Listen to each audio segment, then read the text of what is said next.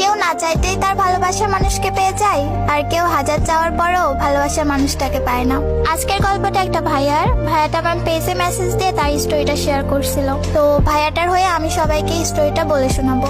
ভাইয়াটার নাম সাগর আর আপুটার নাম নিপু। তার বাড়ি আমার পাশের এলাকায়। তার বোনের বিয়েতে গিয়ে তাকে আমি দেখি এবং সেখান থেকে আমাদের পরিচয় হয়ে তাকে আমি প্রপোজ করে দিই, কিন্তু সে রাজি হয়নি। তার 2 মাস পর তার সাথে আমার আবার দেখা হয়। এবার আর হার মানিনি, এবার তার পিছু পিছু ঘুরতাম। এক সময় সে বলে রিলেশন করতে পারবে না, কিন্তু ফ্রেন্ড হিসেবে আমার সাথে কথা বলতে পারবে। আমিও না করিনি, আমার নাম্বারটা সে নিয়ে নেয়। 2 মাস আমরা ফ্রেন্ড হিসেবে কথা বলতাম।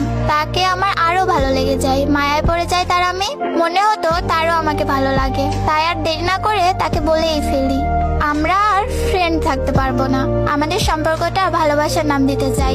সে বলে সে পারবে না। আমিও ডিরেক্টলি বলে দিই আমার ফ্রেন্ড অনেক আছে, আর ফ্রেন্ড লাগবে না।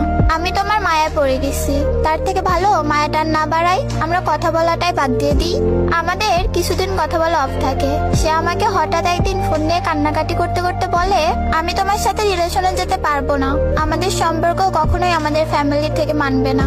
আমি বলি তুমি রাজি থাকলে সব সম্ভব। সে বলে আমার কিছু স্বপ্ন আছে, প্রমিস করো পূরণ করবে। আমি তাকে কথা দিই তার সব স্বপ্ন পূরণ করব। আমাদের রিলেশন শুরু হয়, তা না 1 ইয়ার রিলেশন চলতে থাকে। অনেক